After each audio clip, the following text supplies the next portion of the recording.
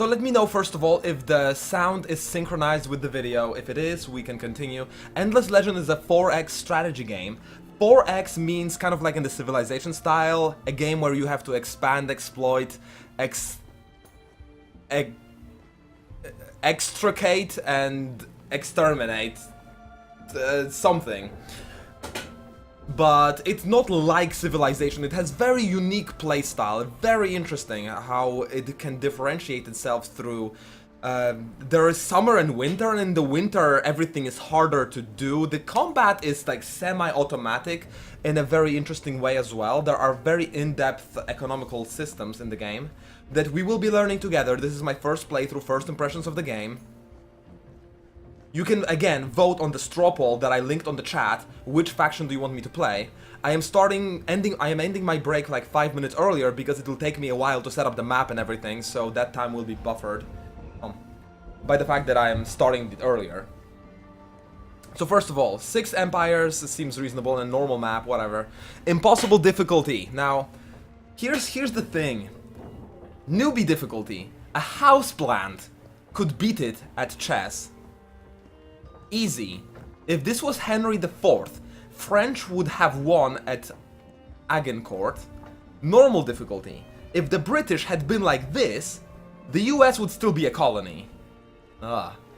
Every battle will feel like the Bulge. Serious. So this is what it felt like to go up against Attila and Genghis Khan. And then impossible. If this was Leonidas, he might have won at Thermopylae. And then Endless is You Shall Not Pass. Now Endless seems like the deity in Civ, like completely broken. So let's go for the highest normally playable difficulty of the impossible. See how it goes. I don't know. Let's just spice it up. A Pangaea map, which means no oceans between players. Everyone will be on a single big continent with oceans around it. Single landmass. Normal map is designed for 6 players apparently, alright. There are many very unique and weird mechanics to this game that we will be exploring. You'll see, it's quite crazy. World difficulty, normal. Now I could pick hard, but it would just make the resources more scarce, which means I would explore less content. It seems the setting how much AI will cheat. Possibly, yes. Probably, actually, yes. We'll see. We'll see how it goes. And then the empires. Now there are multiple victory conditions in this game. The Wild Walkers, a faction of creators and builders. These people strive to bind rocks and trees into great living monuments. Their relationship with dust, which is like the currency of the game, the money of the game, is intense and dangerous. Under its influence, they can explode into berserker rages. And their main victory condition is building a wonder. You can vote on which faction I will play on the straw poll that I have linked. The Broken Lords. A faction of knights and town builders. They exist only as spirits wrapped in great suits of armor. They are noble warriors who wear the polished armor of chivalry and adhering to its ideals. Scroll down. Scroll down. Scroll down. Even though they are immortal and have lost much of their humanity. Scroll down. Scroll down. The true origin of the Volters is lost even to themselves. Their history, as they teach it to their children, begins with a great metal habitat lodged beneath the surface of Auriga. Naturally conservative and wary, the Volters have limited relationships with other peoples of Auriga. Scroll down. Scroll down. The Mazari. Accustomed to a life in space, the Mazari must now adapt to a terrestrial existence, though they came here to settle. What happened above their planet caused a rude change in strategy. With no ship, no fuel, and no technology to create ether, they have no choice but to make the best of it on this strange world, Auriga. And they play with science victory. Mostly. And you can vote multiple, so if you're not sure yet, or Just wait until I read all of them and then select every single one that you like. The Necrophages, main victory type elimination. A hive people that survive by ingesting or converting others as they infect them with their plague. The Necrophages are scavengers and survivors. Always hungry and always hostile, they are viewed as a scourge by other peoples. And they have gigantic amount of traits that I'm not even gonna read because it's too much for every faction. The Ardent Mages. Main victory type science. The primary power of these sorcerers comes from their anger. Having survived a long history of slaughter and starvation, the powers that they have discovered and their permitted them to survive were those based on dust magic, agony, and rage. Some kind of warlocks here. Roving clans. Main victory type economy. Look at this smug rogue over here. Traders, explorers, and adventurers. The roving clans are nomadic and mercantile, traversing Auriga on their great beasts of burden. The clans bring commerce and hard-headed negotiation to the far corners of the world. Nomadic cities, by gaining full control of the giant scarabs upon whose backs many tents of the great caravan cities rest, the roving clans can move their settlements at will, can relocate cities and ground districts at will. How about that? It's a pretty interesting game. Mazari are cute. And they're from space. The Draken, main victory type diplomatic, an ancient and venerable race. The scholars of the Draken prize lore, history, and wisdom above all things. Few in number but exceedingly powerful, they do not seek war but rather relationships, information, and knowledge.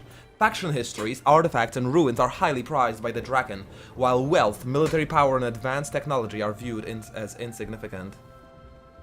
Diplomatic pressure gives the Empire the ability to force truce, peace, or alliance on a targeted empire. Wow. And the Cultists, probably the weirdest of them all.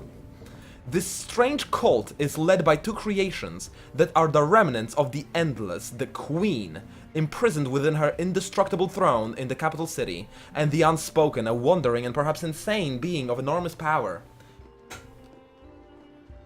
Left alone on the planet for millennia, they have turned against their creators and sworn to destroy every trace of their existence. To do so, they recruit, train, and arm lesser beings from the tribes and vagrants that live scattered across the surface of Auriga, regardless of where they are and to whom they have previously sworn allegiance. When a tribe turns to the cult, it does so until its death. Monolithic, fanatic, and ever-expanding, the cult is the eternal end that will spare no effort, cost, or sacrifice to see that its will is done.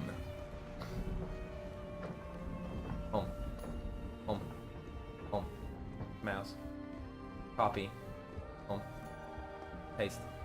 I'm gonna link the poll again, give you a couple of minutes to vote to make sure you've got your votes down, and then we shall begin our first adventure into the Endless Legend. It's probably gonna be a learning experience, by which I mean I'm gonna get horribly slaughtered. That's my definition of a learning experience. And I'm gonna enjoy it a lot.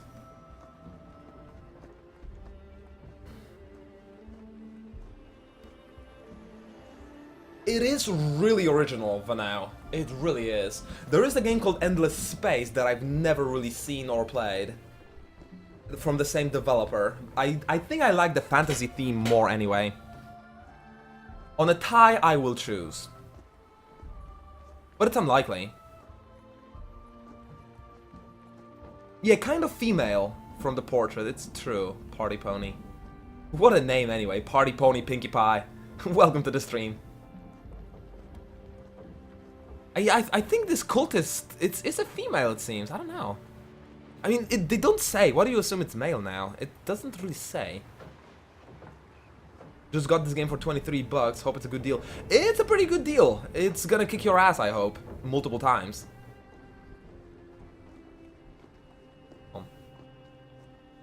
Alright, I'm gonna vote myself, and then I'm gonna see the results.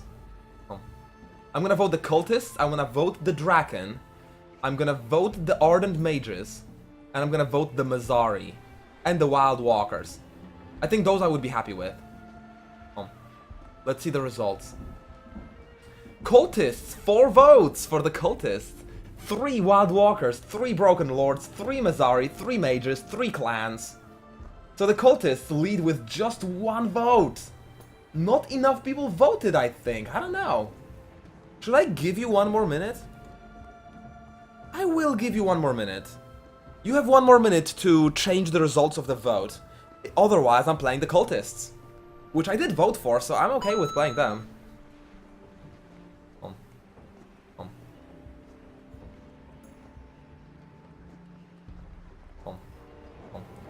Thanks for the follow, Party Pony. Welcome to the community. The Cultists sound really interesting and mysterious. Well, Lords? Lords are boring. Why would you vote Lords?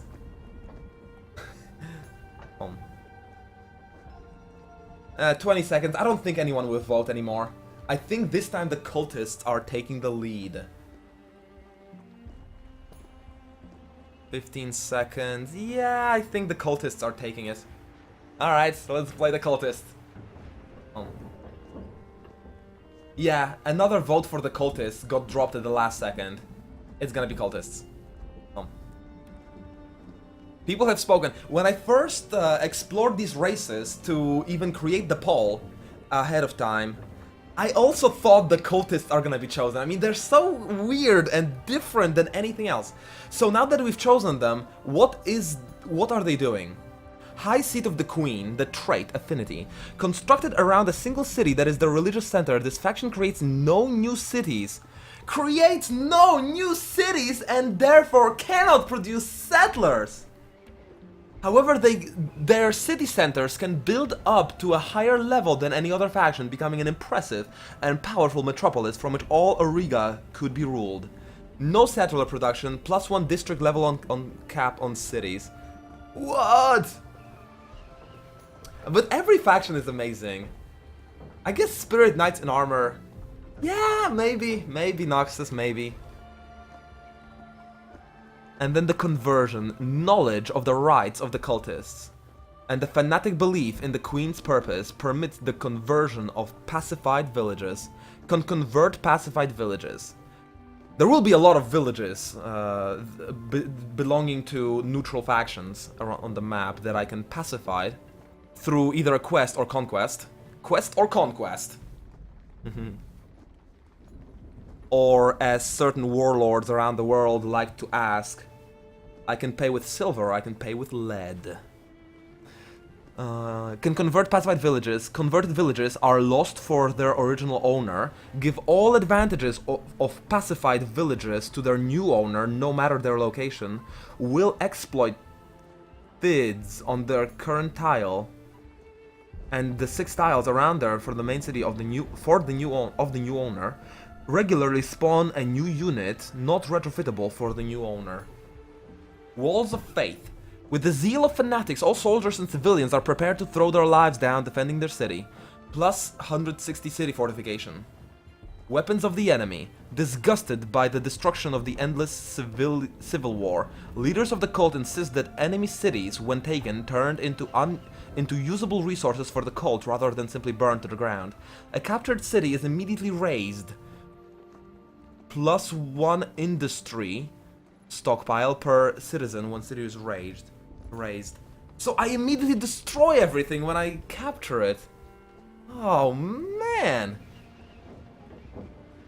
Fanatic. This is the cavalry unit, but it's just a gigantic big-ass beast that can charge like a cavalry because of its size. Nameless Guard. A shooter with point-blank power 1. That seems counterintuitive now, isn't it? Preacher. I guess instead of a settler, I get a preacher that... How good is he at fighting, actually? He is absolutely crap at fighting. Yeah. He cannot fight. It doesn't say what he does, but I guess I'll learn it later. And then there is some kind of main quest. Language Square. Technology available and unlocked. Unlocks the army action parlay on Empire and bribe the Empire. So I guess I can negotiate with that. And military science also is the starting research. +1 slot on militia. City fortification, XP per turn on a unit in garrison. Meh, okay. Alright, random factions. Actually, no. I will choose the highest voted factions. Home. Home. Home. Home. Home. Home. Home. What else was highly voted? Home. Home. Home. The roving clans. Home. Home. And the ardent mages. Home. Home. Maybe next time, Noxus. Maybe once I die fast, we will vote again.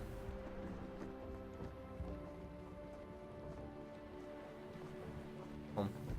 I mean, tomorrow begins the viewer voting weekend. You can vote for Endless Legend and then for the Lords all weekend long, pretty much. World generation. Within that shape, continents rose up from the seas. And it tells the story of the world as it gets crafted.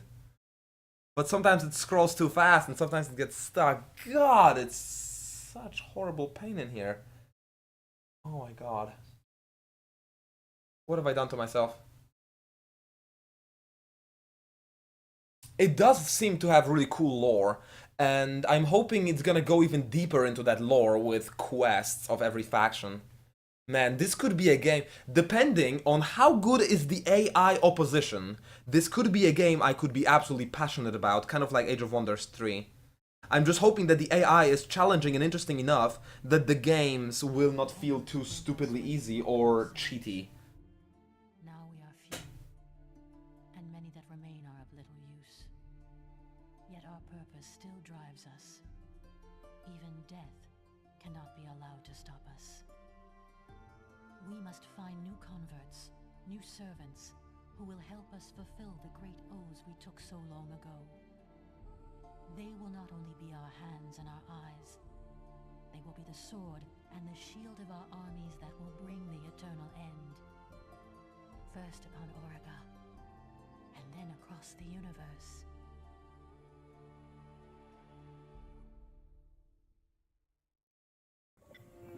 Whoa, look at this map rising up. Alright, here we go. So I believe I need to move myself first of all. I mean, I'll move the chat. Man.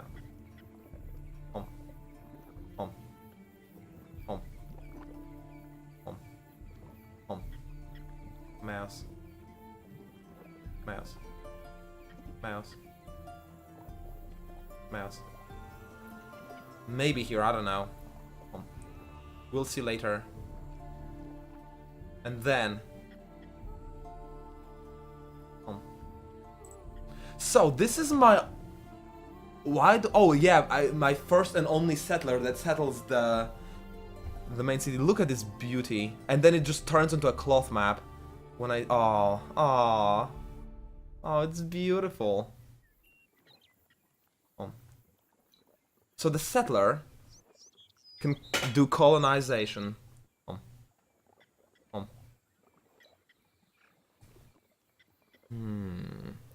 And I would assume I want it here, next to the river. In Civilization it was good.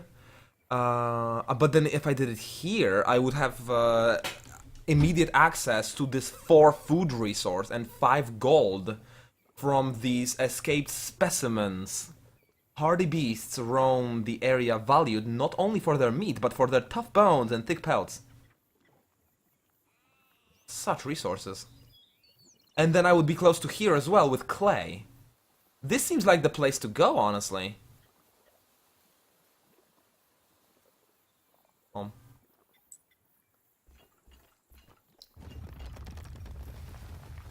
Alright, my first city. And I can already see that the chat cannot be there. Mouse. Here? Nah. Here is gonna be too much in the middle. And then here there will be an event list that the chat will be obstructing. Crap. Oh. Mouse. I don't know what to do with my chat right now. Oh. On the top left. And there isn't that much information. No, there's my money there. People wouldn't see how much money I have and how much research. There is information there.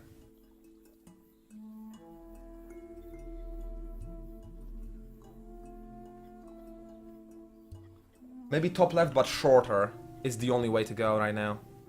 Two. Mouse. Number 3.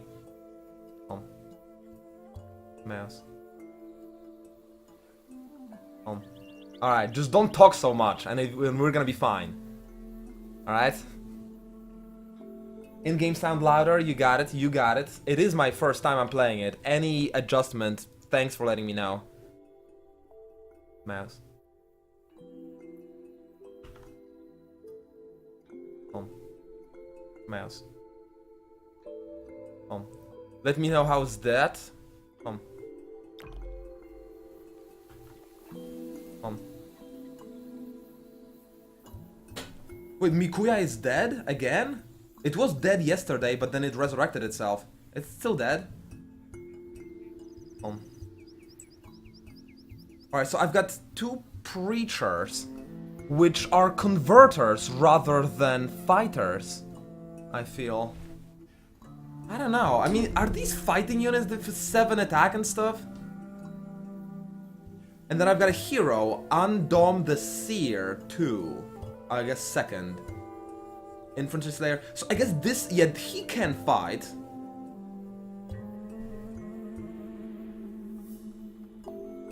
The soundtrack is so mysterious and wonderful, yeah.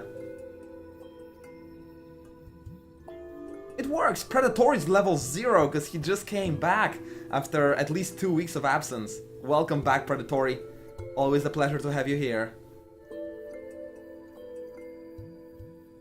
So I don't have fighting units in the beginning. Okay.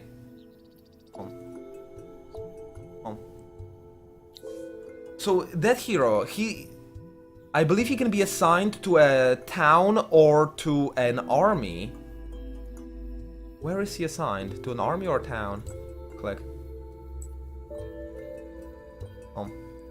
I guess he's with the army. Maybe he provides the only bit of protection I got. So these are ruins that I just went into. I can search for clues at this location. This can reveal treasure, enemies, quests, or nothing at all. When performed by a hero, provides a base value of 6 XP. So I guess my hero has to be adventuring.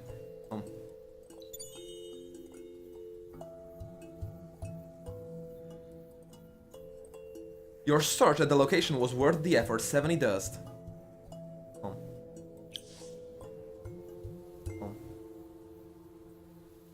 What is this? Temple ruins. It's ruins. Oh yeah, these are the ones I just explored.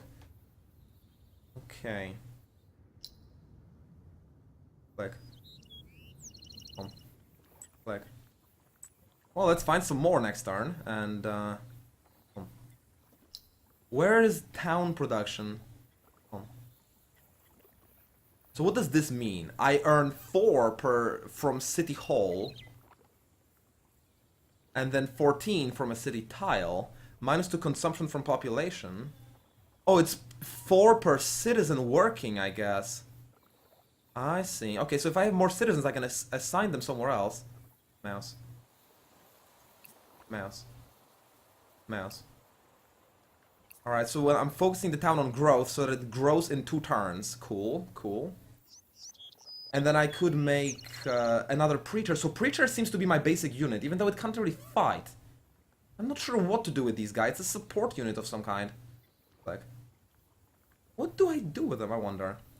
Founder's Memorial. A one-time construction creates a memorial to your leadership and founding of your empire. Commerce, patriotism, and politics. I guess this is a gigantic economical improvement that should be built first, most of the time, I assume. Yeah. And then borough streets, an expansion, a district.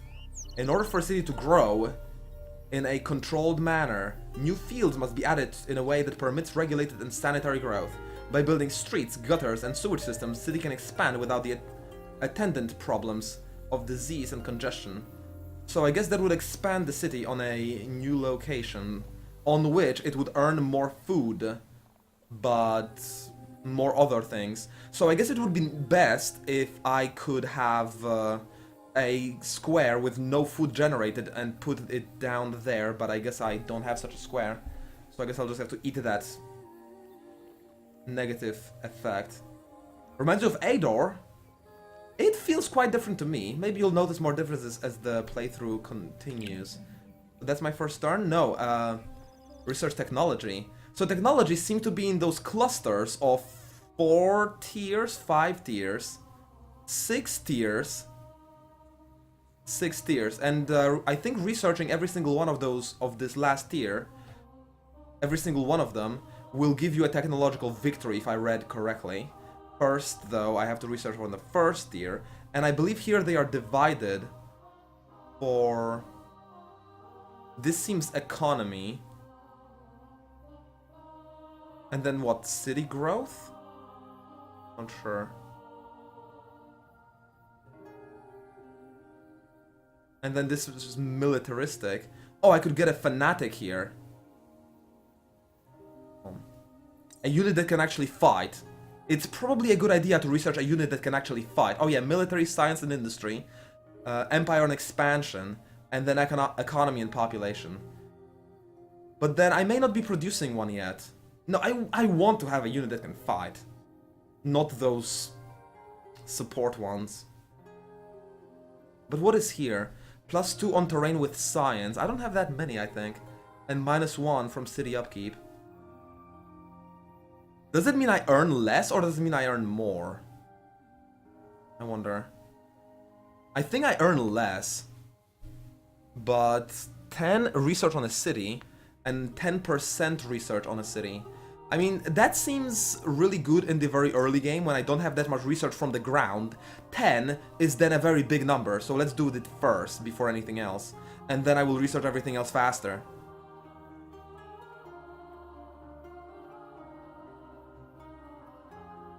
Unlocks armors and weapons made from a higher resource that I don't have yet. Avocado on your shorts? Fluffy should eat with more care, no kidding. I am a military-focused race, but I still will research this faster if I get a library first. The main problem is that I don't know what these preachers do. They seem really shit at fighting. So what do they do? What is their special ability? If someone can explain to me how these preachers work, I would be quite grateful. And then let's just go to the next turn. New quest added, number 1, uncertain beginnings. The conversion begins, but the task is formidable. Few of those we attract are worthy, and even those must be trained. It would be convenient if more survived the training. But the unspoken insist on rigor. We will follow one of these. Perhaps we will learn from it. Journal of a Disobedient. It came with machines and troops, and we saw that our weapons were nothing. Our tools, armors, fences, walls, useless. It was cold and terrifying. It preached and promised, as all the powerful ones do. But this was different. These cultists wanted to convert, invade the old places, and cover the world with their believers. But who is insane enough to dream of ruling a world? This cult. It told us about a vengeance of centuries and asked us to join their terrible purpose. I looked right and left to see my people groveling. Their weakness angered me. I did not bow or grovel. I fought back and refused. That thing, that metal monster, broke my weapon and broke my legs and threw me into a pit, and then it began speaking to me. You have to work to bring these savages into the purpose of the cult. While you train the recruits, you must continue to swell their ranks. Go forth and convert more. Convert 2 minor faction villages into the cult. As a reward, 15 die. I don't want to die. I don't want to die. Oh, Dark Lord, hello there. Welcome to the Endless Legend. Open the army tab. There you can read the description of an ability. Where would I find an army tab? In here? Home. Home. I don't see anything readable here. There's an equipment management, but I don't see any special abilities. Maybe it's the wrong army screen. Home. Home. Home. Here? No. Home. Home. Click. Double click. No idea. Edit the unit. Where would be the edit button? Click. If I was an edit button, where would I hide? Home. Home. Click. Oh, the way exploration just reveals things is so beautiful in here. Click. So see, this blue border is the border of my province. I guess this is why it reminds me of Eador. The province is controlled by my one town. There can be no other town in that province. The other provinces will contain other interesting things. Click on edit. Where would that be?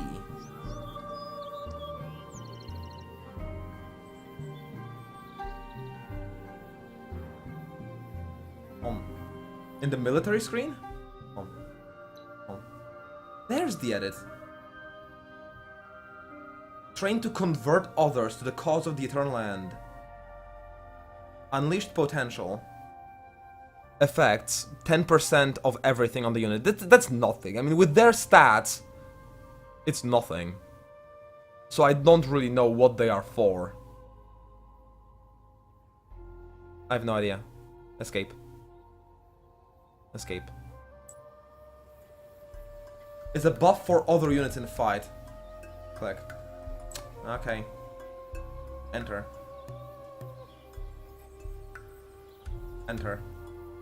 Home. Home. Click. Alright, one more ruins to explore. Home. Your search was worth 30 dust. Home. Home. Fine, I can later spend that dust, I would assume, to retrofit my units. Click. Let's find a village that I might be able to work with. Since I cannot create towns, like, the only way I can do it is through conversion, I guess. And then it'll take me 7 turns to build that monument, and 7 for a public library as well. Click. So I've got nothing to do but to walk around with this army right now. Ceratan, expansion minor village. Like other insectoid species, Ceratan reproduce by laying eggs in large cocoons. The protection and care of these cocoons caused villages to develop, when otherwise the Ceratan would be migratory foragers. Look at the beautiful town image, like, that belongs to insects. What? Click. Hello? What can I do you for? Enter. Enter. And what's the end turn button? Backspace. No? Escape. Escape. Home. There's no controls. Home. Home. Home. Okay. Home. Home. I guess I'll be clicking. This game acts like a game. It's amazing. What do you mean it acts like a game? Click.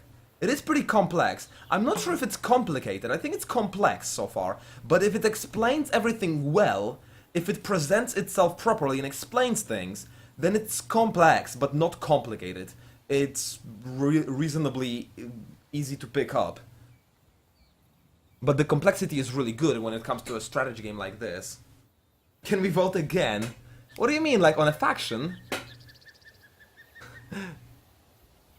The Ceratan are best described as arachnoid centaurs. They are subterranean people tending to white hair and pale skin. They prefer feed on warm-blooded prey, but can survive on cold-blooded beasts and sectoids. If I assimilate them, I get plus 5% defense per pacified village.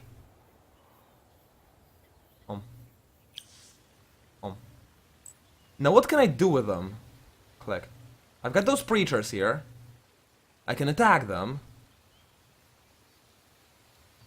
Required cost is one of some white resource that I don't know anything about. I can bribe them if I have enough money. I guess they will pacify immediately. Conversion would require influence.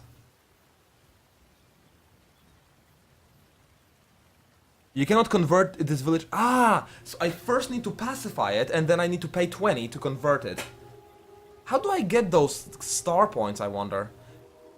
And then initiate negotiations with the minor faction. If you fulfill their demands, they will pacify. The tribe leader greets you cautiously. Many nations use the same word for stranger and enemy. Oh shit. Yeah, I hope you're not one of them. This tribe seeks some specific resources in order to develop their art and industry. If you manage to obtain them for, then you will improve relationships between the peoples. Bring back 10 glass steel. How am I supposed to get 10 glass steel just like that? That's horse shit.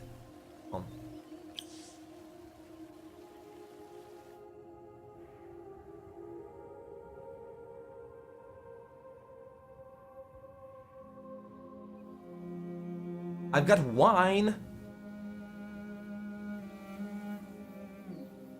Oh, I've got a glass steel deposit right there. How do I get it? How do I harvest it? Maybe there's a technology in a building from that.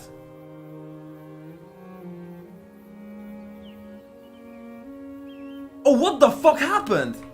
Oh my god! The voting screen was up for such a long time. How many minutes was it up? Hang on. Hang on. 2 minutes.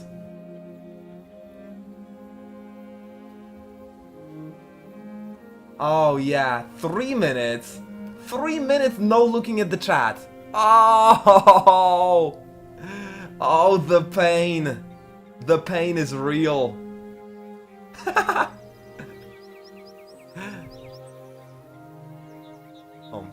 So basically what happened is that end is my hotkey for the end screen. I think home is my hotkey for the voting screen. I pressed both of these trying to end my turn.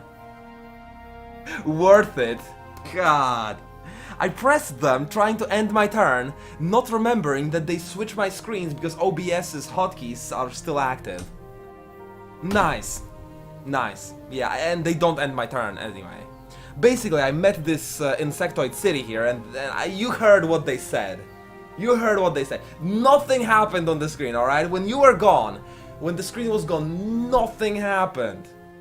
Nothing happened. I was ignoring you for just 3 minutes, Erickson, and it's not because I'm a bad broadcaster, it's because the game is really good, and it engaged me. And all these shiny things have just distracted my attention. I get carried away on games that aren't multiplayer PvP. I mean, in a PvP game like Scrolls, I always look at the chat on enemy's turn, but in here I sometimes get caught up.